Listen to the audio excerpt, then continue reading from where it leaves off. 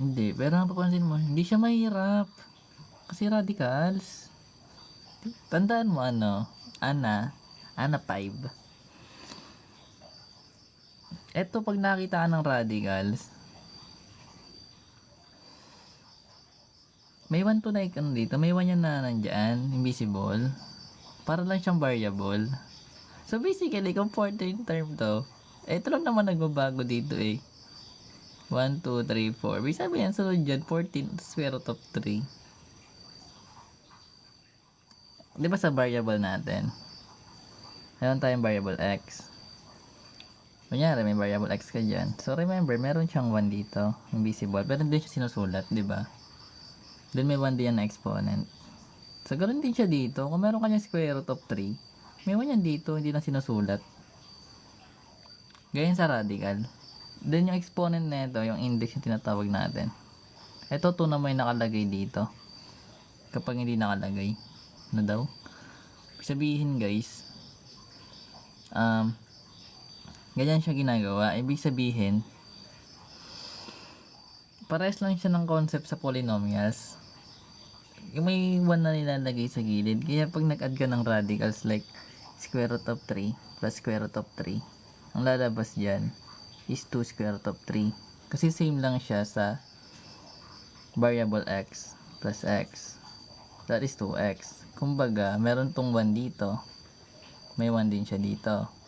Ito rin may 1. Kumbaga, kinakopy lang natin yung variable. Sa case kasi ng radical, kinakopy natin yung radicand. Pero ina-add natin. Yan o. Yan o. May solution. Kailangan mo solution. Na. Ano naman yun eh oh. Parang common sense. Hindi ko lang. Diba? Ano naman Wala tayong secret. Sikretong malupit. Solution. Kailangan mo solution pero pag tinignan mo siya diba kita mo na yung pattern. Sige, gawa natin ng solution. Pa 1K mo na yan guys. Tap nyo naman guys. Pwede man subscribe. Ayun niya mag-subscribe. Perkal na ulit. Ikaw ba yan JM? Ikaw ba yan? Ikaw ba yan Jan Marvin?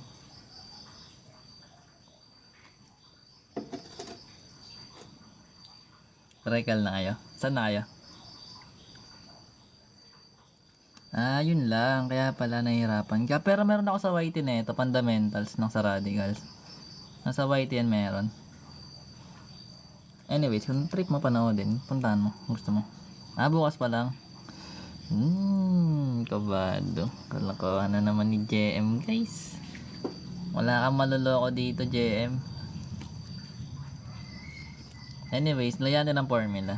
So sabi natin, we have formula ng arithmetic. Beta siya yung formula niya.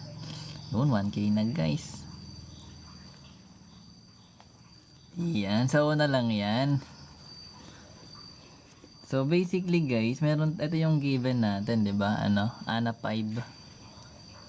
So tanda may 1 yun na. So we have a sub 1. A sub 14 yung hinahanap natin. We have a sub 1 that is square root of 3. Plus, yung n natin magiging 14 minus 1. Kasi 14 term yung hinahanap. Then, meron tayong common difference. Pero, hindi pa natin alam yung common difference, diba? So, technically, ano daw? So, kunin natin yung common difference. Saan ko ba ilalagay? Dito na lang. So, yung common difference na ito, that is a sub 2 minus a sub 1. Kasi nga, given naman, na arithmetic siya. Ito yung a sub 1 natin. Ito yung a sub 2, a sub 3, and so on and so forth. So, we have 2 square root of 3 para sa a sub 2 minus yung square root of 3 para sa a sub 1. So, remember, sabi ko nga kanina, same siya sa variables na kapag meron dyang radical, bisahin may invisible 1 dito yan. Tulad na ito. Anong pwede mo lang i-add or subtract? Then, nauna to eh. Tingnan mo yung comment. Ito nauna. Tawag dito. Ang pwede mo lang i-subtract or i-add sa radical is parehas ng radicand. Diba ganun din sa variables, na kapag same variables tas exponent, pwede i-add or i-subtract yung mga coefficients nila. Ganun din dito sa radicand. So, ibig sabihin magkakaroon ka lang ng 2 minus 1, that is 1. Then, copy mo lang yung radicand. Or, pwede siyang maging square root of 3 rin. Kasi nga, understood yun na may 1 dito. Gets mo? Naintindihan mo ako? Uy. Gets mo ba? Uy. Bahala ka, hindi mo na gets. So, magkakaroon ka dito ng square root of 3. Andiyan ka ba? Uy. Hindi mo na-gets. Saan mo hindi na-gets? Alin ang hindi na-gets? Ito. Ito. To.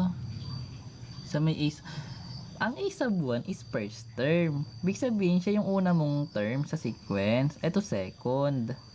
Kasi itong mga 2, 1. Ibig sabihin unang term, pangalawang term, pangatlong term. Eh kung meron kang square root of 3, ito yung unang term mo. Ito yung pangalawa. Ito yung pangatlo. Di pa din?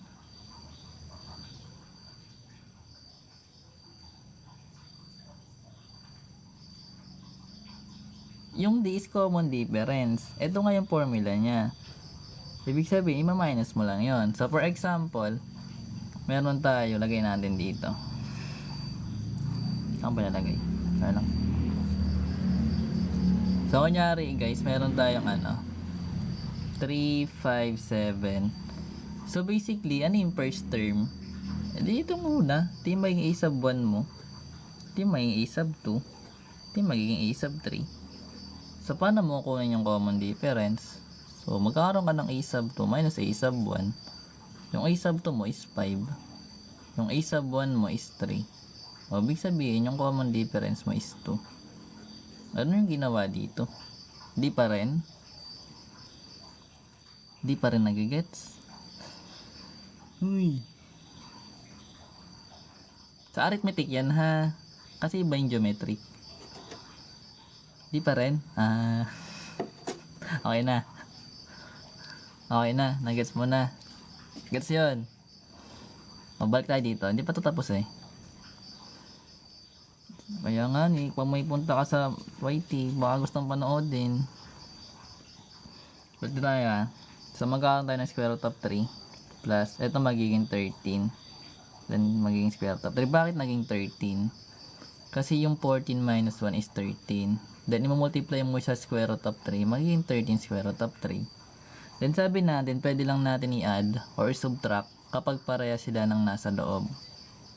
Kung pareha sila ng square root of 3, tawag yan radicand. Paano ba ito explain? Anyway, sabi natin may 1 to dito guys. So, magkakaroon ka lang ng 1 plus 13. That is magiging 14. Then, kakapin mo lang yung square root of 3. Para siya sa variables nga.